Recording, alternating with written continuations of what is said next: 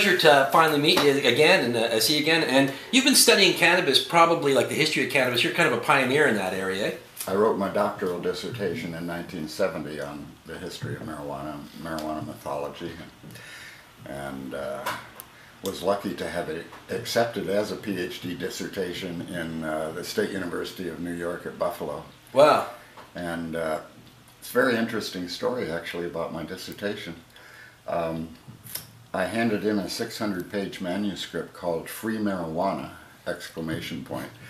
And the chairman of the English department didn't know what to do. He'd never had such a thing offered as a PhD, but it was a big, thick, well-researched thing. And finally he called me in about a week later, and he said, sort of scratching his head, because he wanted me to be accepted. Right. He wanted the dissertation to be accepted, partly because I'd run legalized marijuana organization for 4 years, and I think they were interested in kind of getting me off campus and not waiting another whole year to write a different dissertation. So he said, you know what, we have never had a folklore department at the English department here in Buffalo, and now we have our first folklore dissertation. So I called it Marijuana Myths and Folklore. We took out we extracted some of it, and that was accepted. I think it's the first cannabis PhD in the United States. Wow, wow. And you were an early traveler to India in the 1960s as well, and had some experiences there with cannabis. India was an illumination for me. I knew very little about the history of marijuana in 1964, 5, and 6 when I went to India. I went on a government-sponsored Fulbright, and I taught English to 2 different college classes. And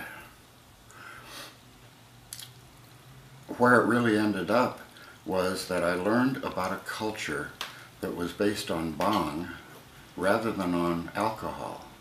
And to me, once I glimpsed that, it was so obvious that across the whole subcontinent, but particularly in the north, was based on worshiping Shiva and knowing that Shiva was the Lord of Bhang. And as opposed to the West, where the early origin myths are not at all about marijuana, but are about wine, with the story of Dionysus and bringing wine to Greece. So immediately, back in ancient history, we have this contrast between Greece and India, with one bhang being honored, being worshipped, being glorified, and in the other one, which is the story of the Bacchae by Euripides, the minute that the supposedly foreign god of wine comes into Greece, they put him in jail. So the original story of the origin of drugs in India is about the origin of marijuana and how it influenced Indian society, but the origin of drugs story of the West is about prohibition. It's about clap the guy in jail, and out of the jail in Euripides' Bacchae comes the voice of Dionysus, the voice of God, and he says, burn, burn the house of Pentheus to the ground, Pentheus being the guy who'd thrown him in jail. And that immediately suggested to me that the origin myth of India is in praise of a drug. The origin myth of Greece is against the drug that's being introduced and the story of its eventual adaptation as the primary drug of the West, alcohol. Wow. Very interesting clash of cultures there. Well, you know, knowing that you've been to India, you'll probably find some of these paintings here. Tell me if you recognize any of the scenarios here. Well, this one is beautiful.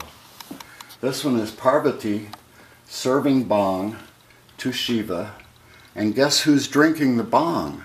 Is the snake around Shiva's neck. Now that goes back to the Vedic myths of when the churning of the milk ocean, which is the primary drug myth of India, took place, many things came out of there, many gods, and so forth. And one of the things that came out early was a very venomous poison, and it threatened to destroy the whole churning of the milk ocean. And luckily, Shiva was there. Shiva drank the poison. So Shiva is known as the poison drinking god. And that saved the whole rest of the cosmos from being poisoned by whatever came out of the churning. The next thing that came out was the goddess of wine. It's very rarely remembered that wine and bhang came out in the Indian mythology at the same time. And wine has a very different history. But to bring back to this, ever since then, Shiva has, his iconography has been the snakes wrapped around his head and usually around his top knot as well. And what struck me about this is that the snake, the giver of venom, is here being tamed by drinking bhang. That's very Shivite mythology. Yeah. Well, these are both Shiva's sons. This is Skanda, the jet of sperm, yes, yes. that sprouts from Shiva's lingam, and then this is his other son, the serpent. Some people say it's like a symbol of the Kundalini, which is yes. associated with cannabis and tantric practice. And cannabis has been called food of Kundalini. And you've written about the role of cannabis in tantrism as well, haven't you? Yes. The interesting thing was that all of the forbidden things in conventional Hinduism are taken up by the tantric worshippers as an article of faith, and are used in tantric ceremonies, even including wine, but bhang as well, and intercourse is an essential part of most tantric writings. And so you bring those all together, and what you have is a situation in which drugs are accepted, even the bad drugs like wine in India. Alcohol is, the Indian attitude towards alcohol is very well summed up by the little form that Westerners get when they go into a hotel bar in India and want to drink. They are given a form that says, the first question is, how many years have you been a drunkard? I mean, that's the attitude in India, as opposed to you can walk down the street anywhere in India, and usually perched up on an elevated platform is like a 14-year-old boy, or girl sometimes, who dispenses the bhang that his father is making in the back room, and you just walk up like a fireworks stand or something, and you just walk up and buy your bhang, and they give it to you in little paper wrap things, and then you can do whatever you want to with it. Drink it right there on the spot or take it with you. This is Lord Shiva preparing bhang. The way he's doing it is with a mortar and pestle, grinding or macerating the cannabis leaves, presumably after the seeds have been taken out. You grind them up and add milk sometimes and water sometimes and cardamom sometimes. There are various hundreds of recipes for how to make bhang, of which this is symbolic of all of them. Notice the snakes are wrapped around everybody, around his foot, around his head, around his neck, and around his arms, and even around the bowl of bhang that's being prepared. The idea of that, of course, is that the snake's venom is poisonous, and the snake is able to lose the poisonous of his venom by being involved with bhang. In other words, Shiva drank the poison venom of the snake during the churning of the milk ocean, and that preserved the cosmos so that he could then calm everyone down with bhang. In Indian festivals, such as Shivratri, which is Shiva's birthday, bhang is universally used across India. You find old conventional business people who are drinking bhang. Bhang is in great demand on the occasion of Shivratri. On this day, both licensed and unlicensed shops sell huge amounts of bhang to the faithful. The cheap intoxicant, which is in wide use in eastern India, there being over 73 licensed shops in the city, is prepared by grinding the leaves and buds of the female cannabis plant. There are some 73 shops here. I can't say anything specific about the consumption of bhang. But yes, on Shivratri it's much higher than on other days. The leaves and the buds are first rinsed in warm water and then either ground into a paste and sold as bhang golis or mixed with thandai, an iced beverage prepared with almonds, spices, milk and sugar. While bhang is also ground in machines, its users believe that when prepared manually, it is tastier and more effective. The demand of bhang is very high on Shivratri because of its association with Lord Shiva. On Shivratri, the faithful treat it as prasad from the Lord, who is believed to be very fond of it. Bhang is distributed as prasad, which is religious offering during Shiva festivals like Mahashivratri, and its consumption also goes up during Holi. Traditionally, bhang, though intoxicating, is not considered as a drug in the eastern region but as a sleeping aid and appetizer. Thandai is prepared using dry foods, milk and cream. We prepare it both with and without bhang. Its demand during Shivratri is high because of its connection with Lord Shiva. And the same is true because of this story. Because look at this happy family. Look at this beautiful family. It's so peaceful. And this is a modern representation, but these iconographies go back centuries. And what you have here is a very peaceful scene with people sharing bhang with their family. Here's Ganesha down here mixing the bhang. Ganesha, of course, being Shiva's son, whose head was chopped off by accident almost. He's said to have interrupted Shiva and Parvati during intercourse. And she was so pissed off that without thinking, he cut off his head. So what are we going to do? Parvati is very upset. And Shiva said, well, I'm a god. I can take the head of any creature that walks by and put him on Ganesha. And guess what walked by but an elephant? Yeah. So that's the story of that. And then he became associated literally with the making of the bhang because he's the god of good fortune in India, among several other goddesses who imply good fortune. And this is the same thing. This one over here is Parvati pouring bhang into Shiva's bowl, and right there is the snake come to get it. So what it really means is the snake is making sure that the poison of the bhang is not in the bhang before Shiva drinks it. It's like a poison taste tester. Right. Very interesting. Your journey in India, these are like antique chillums, and a picture of a fakir in Delhi there smoking a chillum, and here's a Hindu sadhu smoking a chillum as well. Indeed. The chillum, of course, is one of the oldest forms of a pipe in the whole world. Out of it developed many other different varieties, including the hookah, which is, well, let me tell that little story. There is a story that I learned in Goa, and I'm not sure if it applies to the whole subcontinent or not, that routes of international travel, roadways across the subcontinent, between all the various different tribes, many of whom didn't share the same beliefs or iconography at all. Supposedly, coconuts were found in South India, and the chillum was found mostly in North India at first. And some genius, we have no name, invented putting a chillum, knocking the hole out of a coconut and putting in another hole for a vent, and putting the chillum in the coconut, and voila, you have a hookah, you have a water pipe. And from that developed the real hookahs, which were long and tall in India as well as in the Middle East.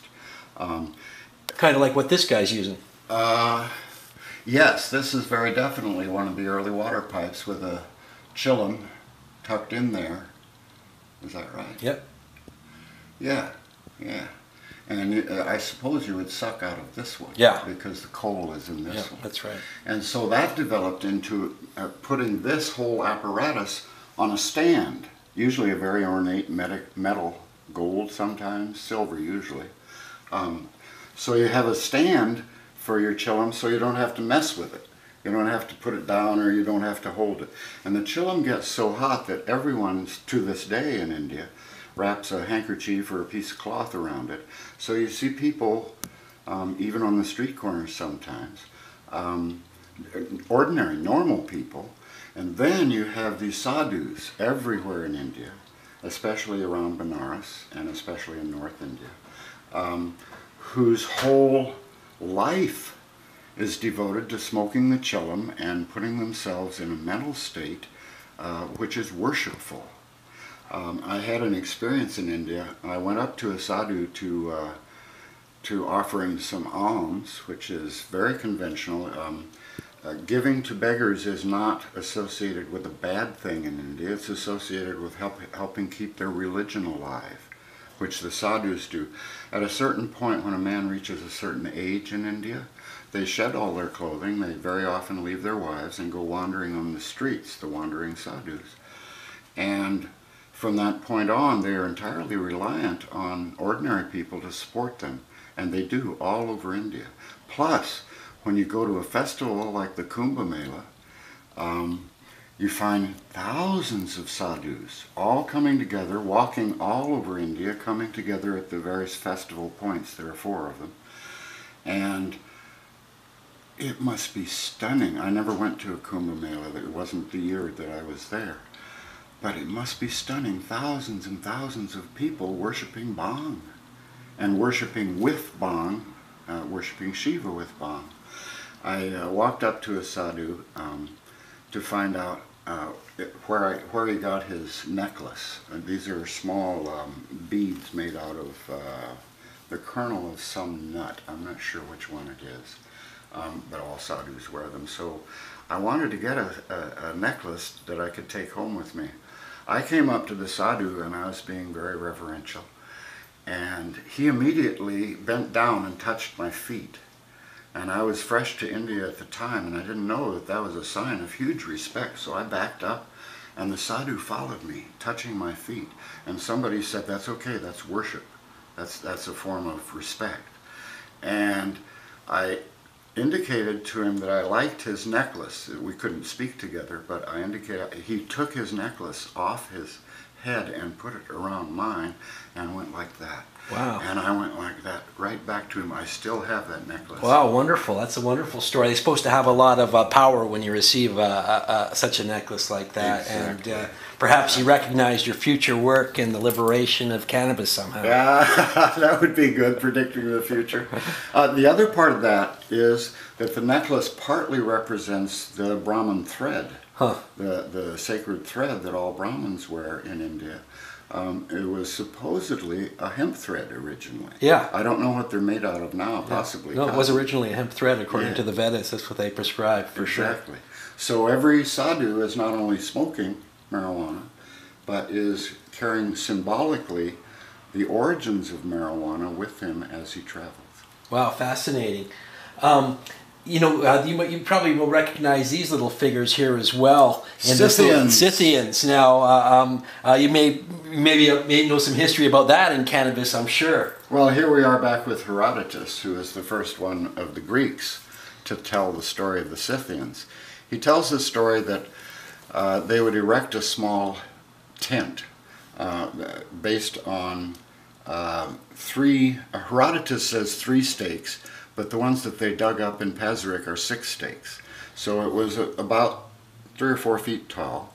It would be covered with a piece of felt or possibly hemp cloth, and there would be a little opening in the cloth. Inside this tent they would put a cauldron. In the cauldron they would put red hot stones, and on top of the stones, or sometimes I've read on that the hemp was thrown in first, and then the red hot stones added. And out came, according to Herodotus, such a vapor that it far exceeded any Greek vapor bath, and they would howl for joy. It's a wonderful passage. What it means is that Herodotus is presenting something the Greeks did not believe in. For him to say that the Scythian vapor bath was superior to Greek vapor baths was a big no-no. The barbarian practices are never superior to Greek practices. And the wonderful thing about Herodotus is that he told that story with a straight face, even though he himself may not have believed it. Think about Herodotus and the other historians of ancient Greece coming together and discovering the Scythians, discovering the Proto-Iranians, and talking about the history of marijuana with them. There's even a point at which Herodotus was simply not believed by his peers, by his contemporaries. They thought he was making stories up. And the genius of Herodotus is very simply that he was an ethnographer. He wrote the story down even if he didn't believe it. Right. That is beautiful. That's the heart of ethnography. I wrote a paper about the history of ethnography as well. And what it did was everybody in ancient Greece read Herodotus. He was their primary historian, and not only did the Greeks read him, but many of the surrounding areas, right up to present-day United States, rely on Herodotus as a historical source. Well, so these Scythians, which the Greeks called Skutoi, and are also known in the Far East as Saka,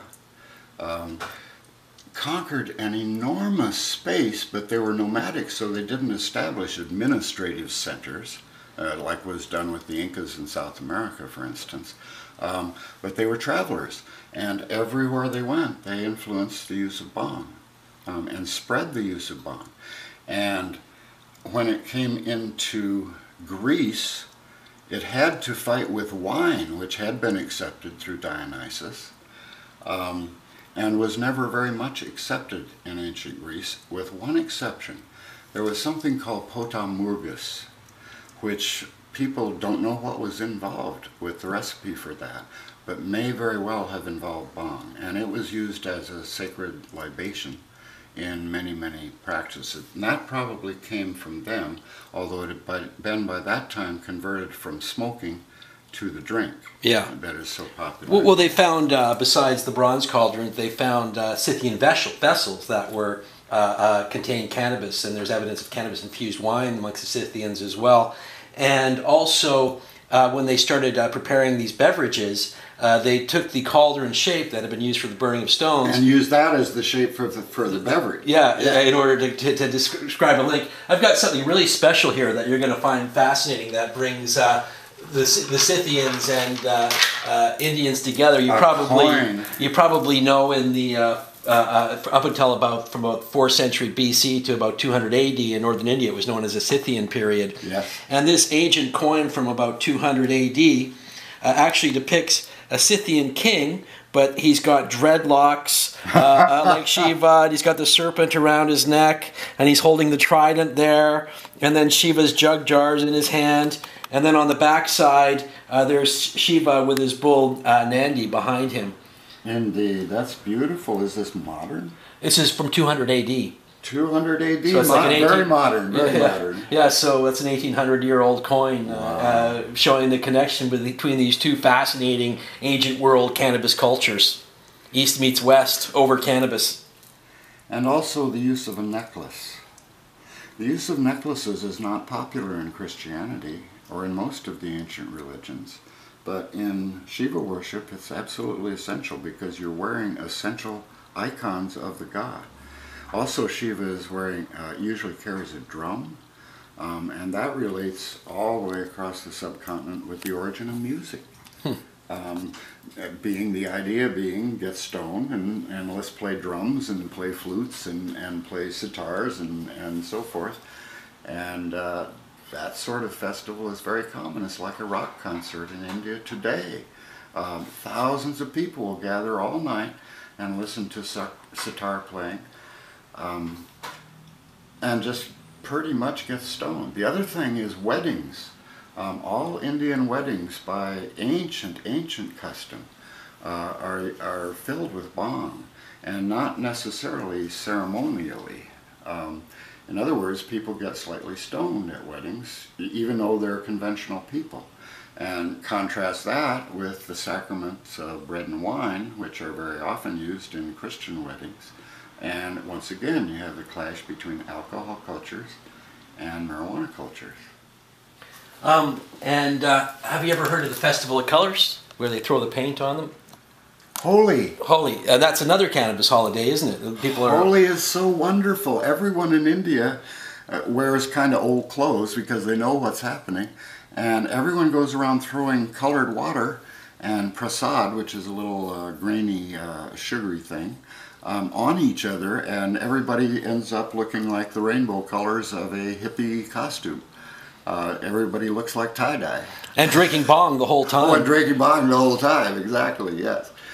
It's a wonderful festival. Holi is the festival of colors and the festival which doesn't recognize any restrictions. Bhang has become synonymous with the Holi festival. Bhang is used in variety of lip-sacking dishes like thandai, sharbat, bhang ki goli, and laddu, as they all provide an extra bit of joy to its consumers. Varanasi, the land of Lord Shiva, is the hub of bhang and is distributed in full swing during the festivities of Holi. So this festival enjoyed the spring of colors with a dose of bhang.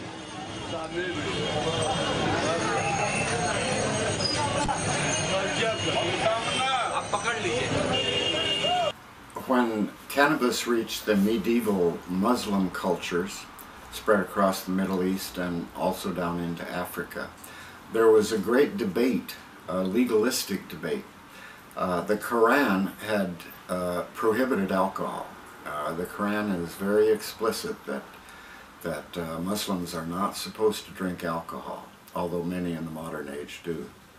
But when hashish came into Muslim society, there was a great debate about, because it was not explicitly mentioned in the Quran, so there was this enormous theological debate about whether cannabis could be accepted as wine was forbidden. As we have bars in every town and village and city in this country, they have hash dens. Muhammad said that drinking alcohol is a sin punishable by death. In the Quran, the description is the crowd is supposed to tear you into pieces and throw you into the trees for the birds to eat. That's the punishment for having a beer. But he didn't mention hash.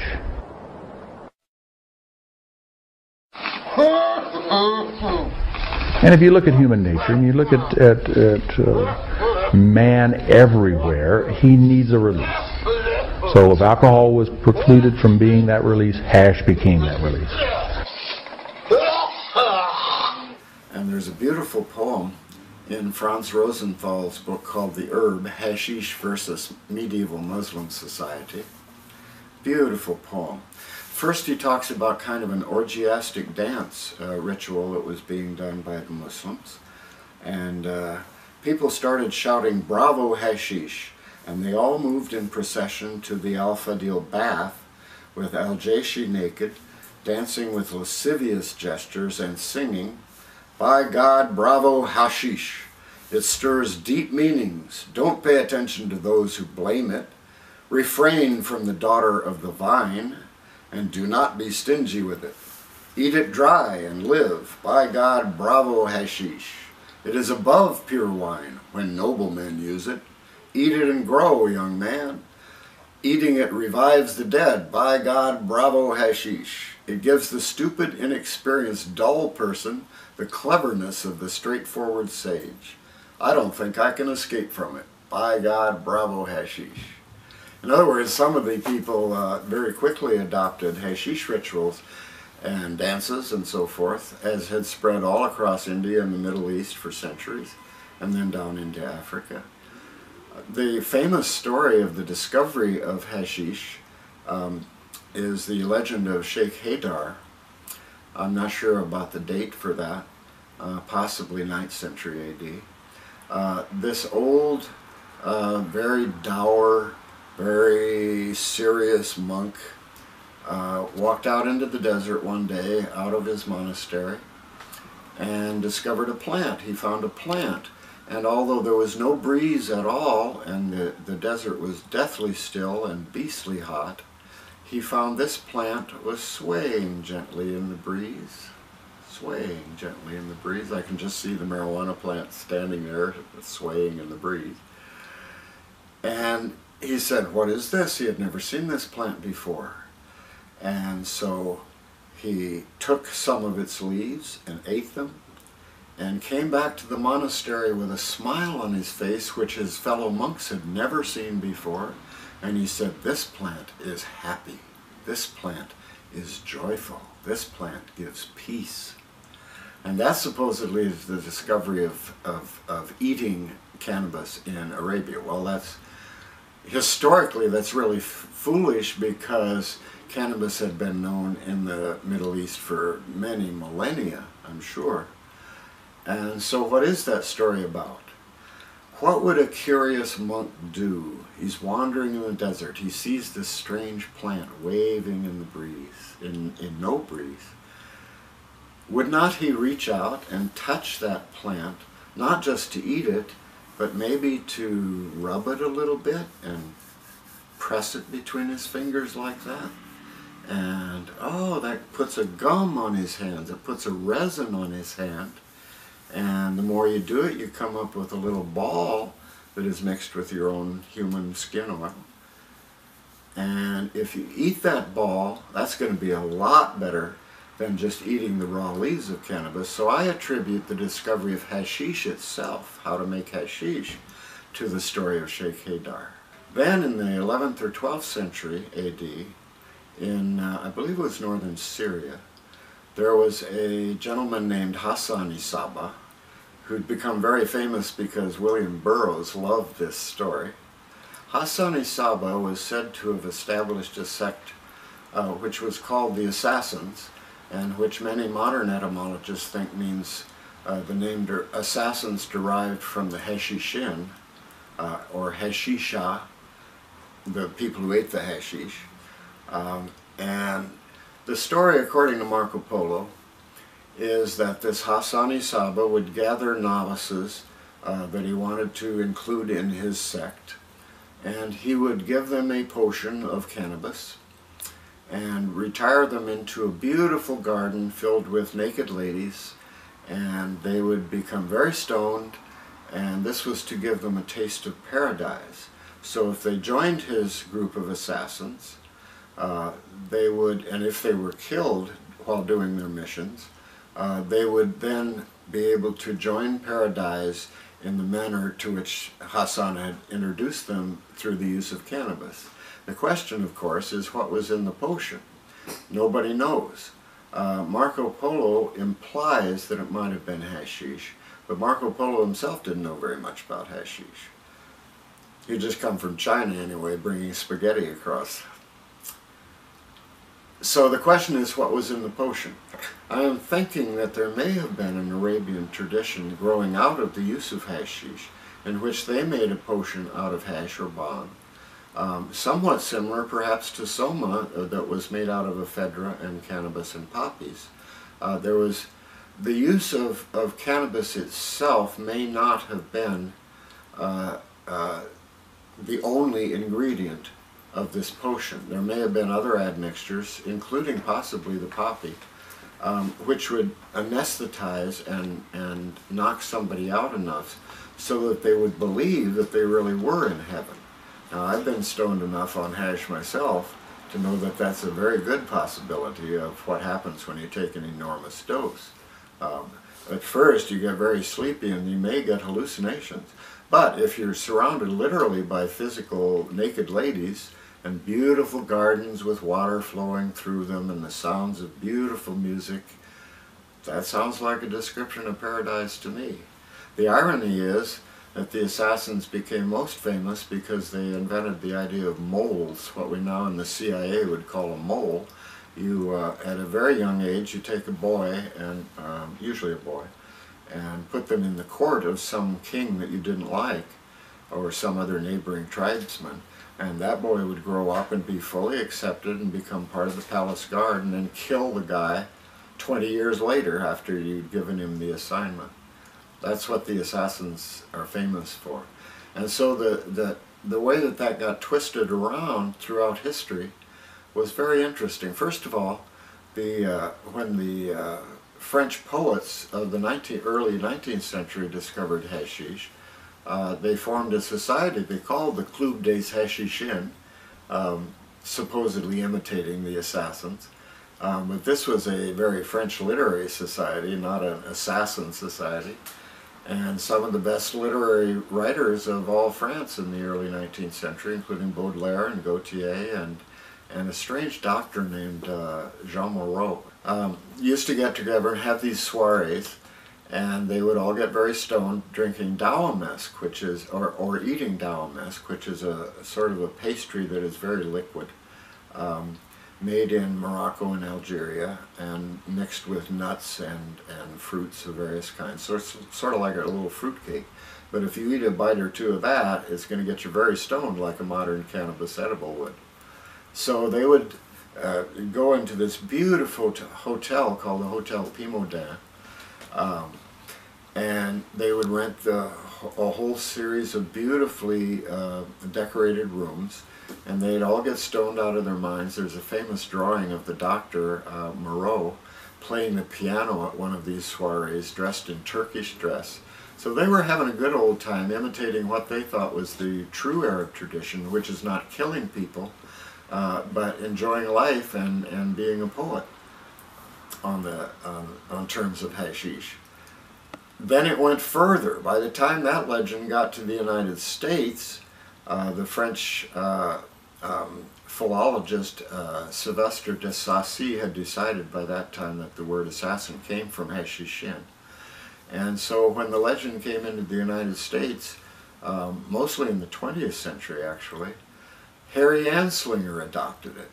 And suddenly it reverted to being the idea that you're going to take marijuana and go out and kill somebody. Well, that's exactly the opposite of what the original legend said.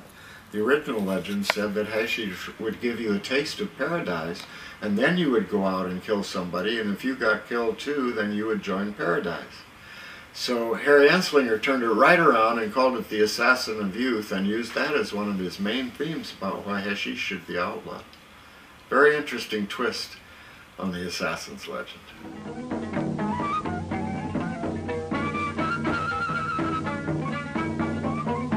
This is Harry J. Anslinger, Commissioner of the Federal Bureau of Narcotics. The Treasury Department intends to pursue a relentless warfare against the despicable, dope-peddling vulture who preys on the weakness of his fellow man.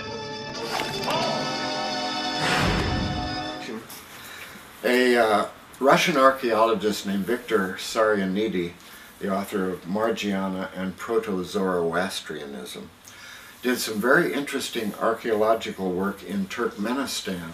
He started in the late 1970s, but Russia invaded Afghanistan in '79, and that cut off his work completely. And then there were a great many translation difficulties before it got into English in the 1990s. What Sarianidi did was he was investigating the myths of Soma and the temples of Margiana, which was the Greek name for northern Iran. And Margiana and Bactria were linked archaeologically by all kinds of finds, Bactria being further east and just north of Afghanistan, in the northern part of Afghanistan. So throughout this Bactria-Margiana complex, Sarianidi did some excavations and discovered one of the oldest fortresses in the Middle East of the time. He discovered several different fortified walled temples in Margiana and Bactria. And when he started excavating these temples, it turned out to be exactly the description that Euripides had given of Bactria in the 5th century BC. And that was, they were walled cities which contained gods. What Sarianidi discovered was that there were several rooms in these temple complexes which were set apart from the main worshipping areas. And these were apparently manufacturing areas where the drugs that they were taking were manufactured. The drug was called Soma, or Halma, in Iran. He dug into these archaeological temples, and he discovered that several of the rooms contained huge vats which were sealed to the floor so they couldn't be moved, and they were lined with gypsum, which would be a sealer for the inside of the vats. And he was able to get scrape samples off the bottom of these urns and submit them for analysis, and they discovered that the pollen grains which had been preserved consisted of ephedra and cannabis, and in some cases poppies. Poppies pollen was found in little pipes that they think were actually used for poppy. Perhaps even opium, but uncertain. Deep in the Karakum Desert in Central Asia, a previously unknown Bronze Age civilization has been discovered. It was believed that there had never been human occupation in this desert until the archaeologist Victor Sarianidis started working here in Turkmenistan 40 years ago. Here in Gunur Tepe, ancient ritual practices have been identified, such as preparation of hallucinogenic ritual drinks. В этих сосудах клали эти растения, педу и каннабис. Это алкогольный напиток, но который не все пили, а только жрецы. So what he discovered was that soma was probably made out of ephedra and cannabis and poppy in some mixture. And the reason I mention that is partly because I think that may have been what the assassins were using, but also because it introduces the idea of ephedra. Now, ephedra has been worshipped in many societies. He also discovered that ephedra is the source of ephedrine, which in modern days is used to make speed, methadone, and which has therefore been banned in many countries, including Canada and the United States. And ephedra itself would be a minor stimulant that would keep people awake and worshipful, and would excite the people as well as transcending to a higher consciousness. So Sarianidi concludes that the soma of the India and the haoma of ancient Iran was probably a mixture of ephedra, cannabis, and poppy that was even possibly fermented, although there's a great deal of argument about that, and then was handed out in the public rooms of these temple sanctuaries and drunk by the people in the form of a libation. And then they would have all-night singing and dancing festivals, just as they still do with the Kumbh Mela for Soma in India. It's a very interesting progression then across the Middle East from Soma originally to possibly the legend of the assassins, and the idea of using potions that were made out of cannabis in order to induce transcendental states, higher states of consciousness. Going back to ancient China, where the Emperor Shennong is said to have discovered ephedra and cannabis and ginseng among hundreds of herbs that were used medically. Shennong was worshipped as the god of agriculture. He's often called the farmer god. And he's also the divinity who introduced medicine. He is said to have had a transparent abdomen so that he could see the actions of drugs that he took orally. He could watch their effects as they went through his system. That's a marvelous metaphor for understanding the effects of drugs on the human body. A beautiful idea of a transparent abdomen. So he supposedly had tested 100 different types of herbs and found many of them useful for medicine. So cannabis has been used in Chinese medicine from the very earliest days. Not only that, but the hemp seeds and hemp in general, all the industrial uses of hemp were known to ancient China. They used it as a grain food. It was one of their staple grains, probably even before rice. And it was ubiquitous across China. There are references in poetry to how beautiful cannabis was, and so forth. The other part of that is that's the founding of Chinese medicine based on cannabis, the same way that Ayurvedic medicine in India was based on Lord Shiva bringing cannabis. So here in China and India as well, we have the idea of using medicinal potions, not just to get high with, and also at the same time in China rather than India, the same plant was used for all the industrial uses of making fiber and being eaten as a grain and being made into food products, and also being used as a magical wand. Hemp sticks were supposedly beaten on the beds of sick patients in order to inspire the magic of the plant itself to help them recover and get better. Very interesting. The final thing I want to say about China involves this doctor, a famous early physician named Watteau. He is famous because he took the ideas of Shen Nung in the oldest pharmacopoeia of China, which is the Shen Nung pharmacopoeia. He took many of those ideas and invented modern, for the 2nd century AD, modern medicines based on those ideas. The one that he is most famous for is called Ma Fei San. It was taking of cannabis and making a potion out of it by boiling. And then adding wine to that and drinking this hemp boiling compound in the form of a wine, and it would anesthetize, it would knock the patient out so that literally he could do stomach surgery. He could carve into the human body doing surgery while the patient is completely anesthetized and didn't feel a thing. And the patient would awaken and consider that to be an act of magic. I mean, that was genuine magic in the days when nobody knew how to do surgery with an anesthetic. That use, I call it an infused wine. And the use of cannabis-infused wines also spread out of China, spread all the way across the Middle East.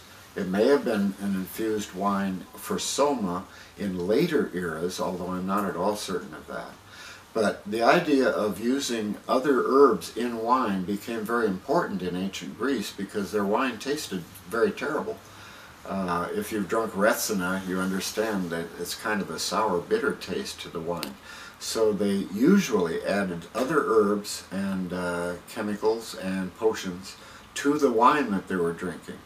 And there is a strong suspicion in my own mind that cannabis was probably one of the ingredients of infused wines used by the Greeks.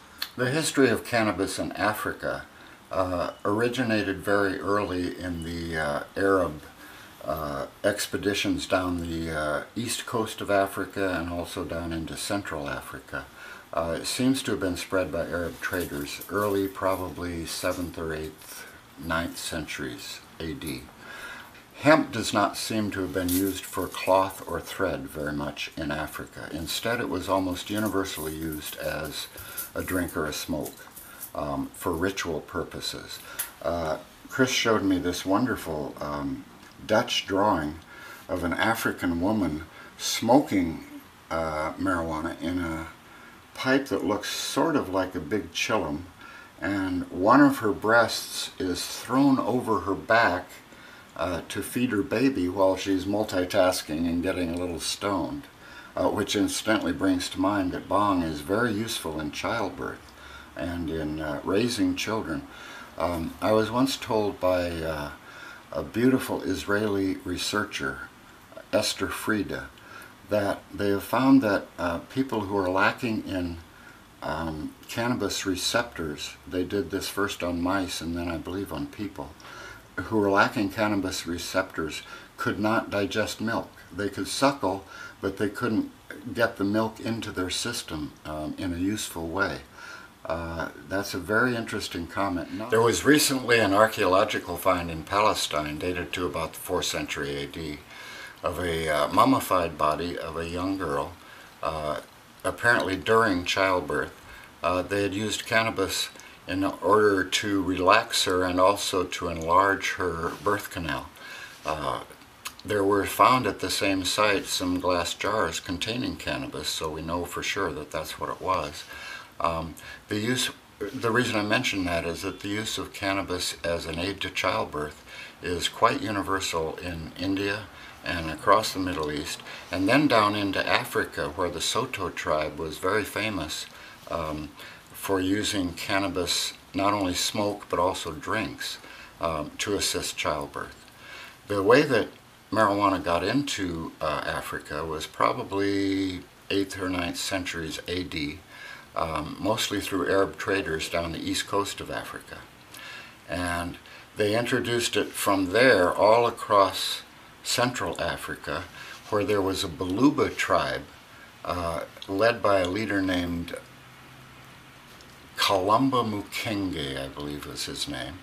And this tribe had conquered a whole bunch of neighboring tribes, and all of which had conflicting religions and practices.